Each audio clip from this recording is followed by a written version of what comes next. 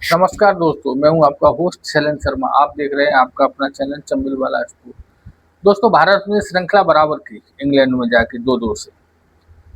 भारत के खिलाड़ियों को जितनी तारीफ की जाए कम है। सबने एक से बढ़कर एक प्रदर्शन किया, चाहे वो शुभमन गिल हो, केएल राहुल हो, जायसवाल हो, जडेजा हो, सुंदर हो या हो मोहम्मद सिराज। लेकिन दोस्तों, जितनी चर्चा इस सीरीज में मोहम्मद सिराज की हो रही है वो अद्वितीय। हर कोई हर तरीके से मोहम्मद सिराज, डीएसपी साहब, उनकी चर्चा हो रही है। वो करनी भी चाहिए, कारण उनका प्रदर्शन, उनकी क्षमता, उनका खेल के प्रति लगाव, इतने कारण हैं।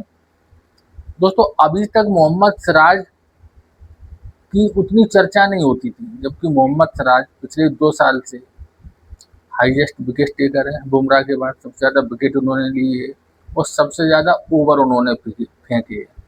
कभी इंजर्ड नहीं हुए वो, कभी वर्कलोड जैसी समस्या उनके पास नहीं आई, और इस टेस्ट सीरीज में तो उन्होंने कमाल ही कर दिया।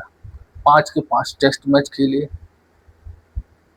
लगातार बॉलिंग की, हमेशा ऊर्जावान रहे, कभी उनकी ऊर्जा में कमी नहीं आई। कैसी भी परिस्थिति हो, चाहे मैच का पहला ओवर फेंक रहे हो, चाहे 5वें दिन का लास्ट ओवर, उनमें किसी प्रकार की कमी नहीं आई। खेल के प्रति जो उनका लगाव है, जिस प्रकार वो क्रिकेट खेलते हैं, जिस प्रकार से उनकी भावनाएं रहती हैं, जिस प्रकार से वो उनकी ऊर्जा दिखाई देती है, वो अद्वितीय है।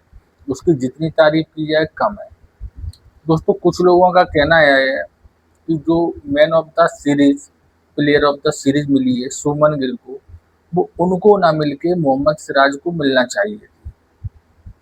ठीक है, उनकी सोच, वो सोच रहे हैं, ठीक है, लेकिन वहाँ की जो कमेटी थी या जो लोग इस चीज़ को तय करते हैं, उन्होंने शुभमन गिल को दिया, तो वो भी कोई गलत नहीं है। शुभमन गिल ने भी अभी तक अपने टेस्ट इतिहास की बहुत सबसे बड़ी सबसे अच्छी पारी खेली है। इसके पहले वो कोई टेस्ट प्लेयर भी बहुत अच्छे नहीं माने जाते। लेकिन दोस्तों, अब आप ये देखो कि मोहम्मद सिराज, जसप्रीत बुमराह नहीं होते तभी ऐसा प्रदर्शन क्यों करते हैं, और उनके साथ वो ऐसा क्यों नहीं कर पाते। उसके कारण है, एक तो वो जिम्मेदारी निभाते हैं, वो अपने आप को समझते हैं कि अब घर के मुखिया हम हैं। जब जसप्रीत बुमराह नहीं है तो वो उस तरीके का प्रदर्शन करते हैं। दोस्तों, जब बड़ा भाई ना हो, छोटा भाई हो, तो सारी जिम्मेदारी उस पर आती है, तो वो थोड़ा सा जिम्मेदार हो जाता है। वो स्थिति यहाँ है।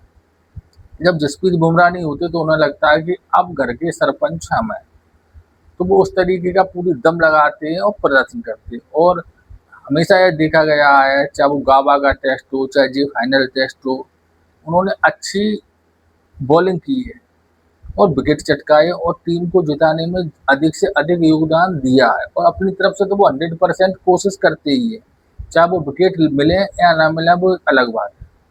अब सोचने वाली बात दोस्तों, ये यही चीज़ अगर वो जसप्रीत बुमराह के साथ करें मानसिक रूप से, क्योंकि वो करते तो प्रयास है, लेकिन उस तरीके का हो नहीं पाता, क्योंकि वो मानसिक रूप से ऐसा सोचते हैं कि बुमराह हैं, वो कर लेंगे, वो हैं, तो ऐसी चीज़ें रहती होंगी उनके दिमाग में।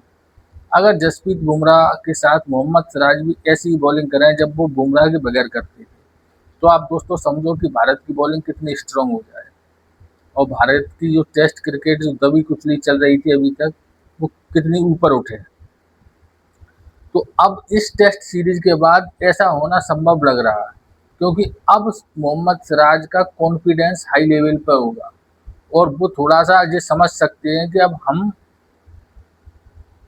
जसप्रीत बुमराह के बराबर हैं, उन जैसी बॉलिंग कर सकते हैं, उनके समान बॉलिंग कर सकते हैं। तो जब अंदर से उनके मन में कॉन्फिडेंस आएगा और वह भाव नहीं आएगा कि जसप्रीत बुमराह हैं, वो हमसे अच्छे बॉलर हैं, यह भाव जब उनके मन से निकलेगा, यह अब इस टेस्ट सीरीज के बाद निकल जाएगा।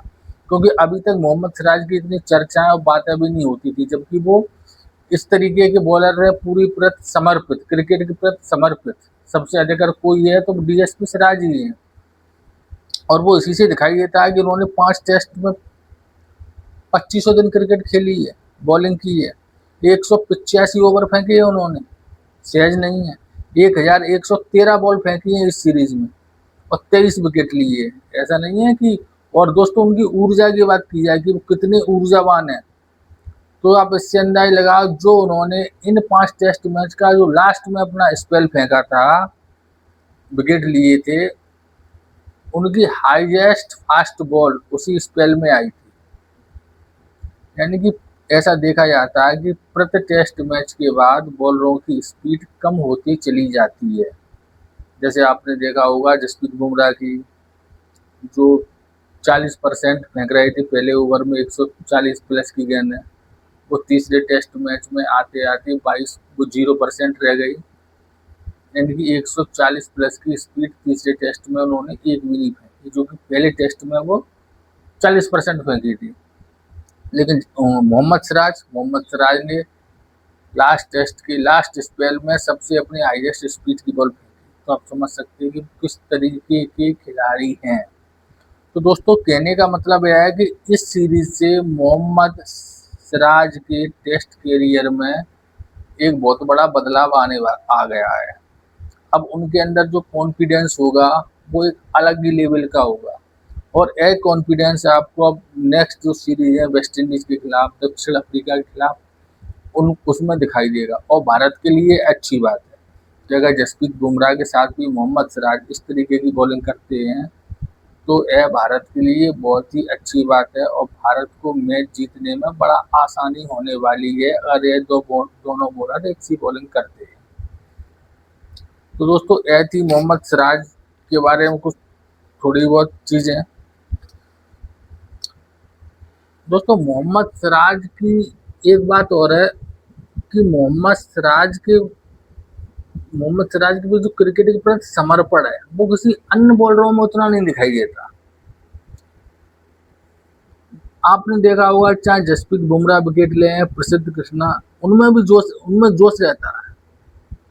वह नहीं कि अपने ही विकेट पे वो उत्साहित हो या अपनी खुशी जाहिर, कोई भी विकेट ले मोहम्मद सिराज में एक अलग जोश दिखाई देगा।